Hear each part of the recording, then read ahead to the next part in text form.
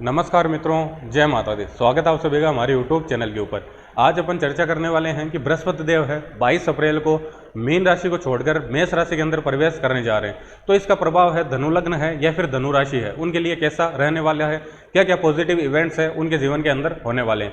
Positive events की क्यों बात कर रहे हैं अपन, क्योंकि किसी भी तरह का अपन पॉजिटिव इवेंट है, यानी कि अपन ये मान सकते हैं कि किसी भी तरह का मांगलिक जो काम है उसकी अगर कैलकुलेशन करनी हो तो उसके लिए सबसे ज़्यादा जो इंपॉर्टेंस दी गई है वो है बृहस्पति देव के गोचर को। यानी कि बृहस्पति देव है जब भी पर्टिकुलर किसी भी ग्रह के ऊपर या फिर पर्टिकुलर किसी भी भाव के ऊपर, घर के ऊपर जब उनका इफेक्ट आता है, उनकी अमृत तुल्य गंगा जल के समान मानी गई जो दृष्टि है वो पड़ती है, तभी उसी भाव की एक्टिवेशन होती है और उस भाव से रिलेटेड अपने को पॉजिटिव इवेंट है अपन देखते हैं। तो हर व्यक्ति को इंतजार रहता है कि पर्टिकुलर बृहस्पति देव है मेरे इस भाव से कब ट्रांजिट करेंगे, मेरे इस ग्रह के ऊपर से कब ट्रांजिट करेंगे, मेरे कौन कौन से भाव की एक्टिवेशन होने वाली है, मुझे क्या क्या रिजल्ट मिलने वाली है।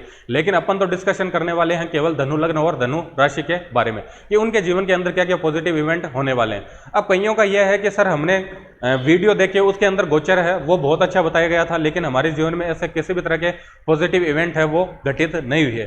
गोचर है अकेला कोई भी इवेंट नहीं करवा सकता, अगर कोई भी इवेंट होगा तो उसके लिए दशा है, गोचर है, दोनों संयुक्त रूप से उसका प्रभाव डालेंगे। यानी कि दशा है वो भी आपके पॉजिटिव है, गोचर है वो भी पॉजिटिव है, और मिलकर संयुक्त रूप से किसी भाव को इफेक्ट कर रहे हैं, तभी उस भाव की एक्टिवेशन होगी, तभी उस भाव से रिलेटेड अपने जीवन में जो भी इवेंट होने हैं पॉजिटिव वो हो पाएंगे। यानी कि अगर किसी भी तरह का पॉजिटिव रिजल्ट लेना है तो दशा और गोचर दोनों पॉजिटिव होनी चाहिए। अगर दोनों में से एक भी नेगेटिव है तो इवेंट नहीं हो पाएगा, या फिर अपन ये मान सकते हैं कि न्यूट्रल जैसी स्थिति रहेगी।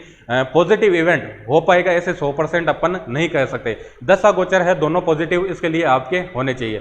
इसके अलावा कईयों का क्वेश्चन रहता है सर गोचर हम लग्न कुंडली से देखें या फिर चंद्र कुंडली से, यानी कि अपन राशि जो कुंडली है उससे देखें।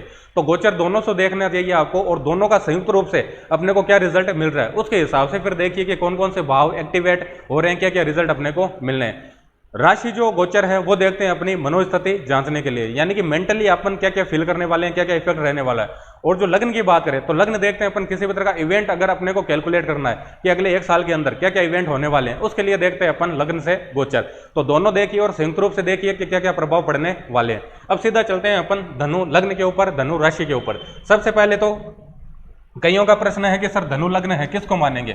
अगर कुंडली का पहला खाना है और उसके अंदर 9 नंबर डिजिट लिखा हुआ आ रहा है तो बाय डिफॉल्ट आपका जो लग्न है वो हो जाएगा धनु लग्न। इसके अलावा राशि की बात करें तो राशि देखते हैं अपन चंद्रमा की प्लेसमेंट से, यानी कि चंद्रदेव की प्लेसमेंट है आपके जिस खाने के अंदर, उस खाने के अंदर अगर 9 नंबर 9 डिजिट लिखा हुआ आ रहा है तो बाय डिफॉल्ट आपकी जो राशि है वो हो जाएगी धनु राशि। ये 12 खाने हैं, किसी भी खाने में आपके चंद्रदेव की प्लेसमेंट हो और उस खाने के अंदर 9 नंबर लिखा हुआ आ रहा है, आपकी राशि हो जाएगी धनु राशि।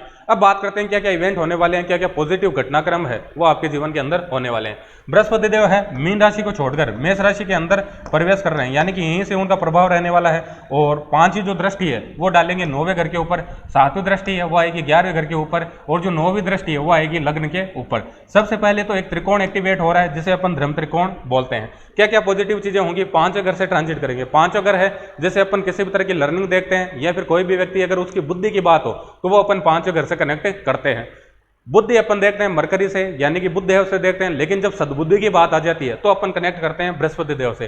तो आपकी जो बुद्धि है उसके ऊपर प्रभाव रहने वाला है बृहस्पति देव का, यानी कि अगले 1 साल तक सद्बुद्धि आपके बनी रहने वाली है। किसी भी तरह की नेगेटिव एक्टिविटी है, किसी भी तरह की अपन ये मान सकते हैं कि नकारात्मक कोई भी घटनाक्रम है उसके अंदर आपका इन्वॉल्वमेंट नहीं रहेगा, यानी कि आपका माइंड है, आपकी जो बुद्धि है वो पॉजिटिव तरीके से वर्क करती रहेगी। 5 अगर है लर्निंग का, किसी भी तरह की लर्निंग ले सकते हो, किसी भी तरह के क्रिएशन से जुड़ा काम है, किसी भी तरह का क्रिएटिविटी से जुड़ा हुआ काम है, किसी भी तरह का कला से जुड़ा हुआ काम है, वो सारी चीजें आप कर सकते हो, उनके अंदर अच्छी लर्निंग ले सकते हो। इसके अलावा 9वें घर की बात करें, 9वां घर है जिसे अपन हाई लर्निंग देखते हैं। लर्निंग की बात चल रही थी, अब हाई लर्निंग की, यानी कि किसी भी तरह की हाई लर्निंग ले सकते हो, किसी भी तरह की डिग्री आपको करनी है तो वो आप कर सकते हो। 9वां घर है जिसे अपन धार्मिक यात्राएं देखते हैं। 5वां घर है जिसे अपन मंत्र शक्ति देखते हैं। तो ओवरऑल कहानी यह है कि मंत्रों के अंदर आप उलझे रहोगे, यानी किसी भी तरह की मंत्र जाप कर सकते हो, धार्मिक यात्राएं हैं वो आप कर सकते हो, स्पिरिचुअल किसी भी तरह की ग्रोथ है वो आपके अगले 1 साल के अंदर हो सकती है। इसके अलावा 9वां ग्रह है जिसे अपन पितरों का आशीर्वाद देखते हैं, पिता की स्थिति, गुरु की स्थिति।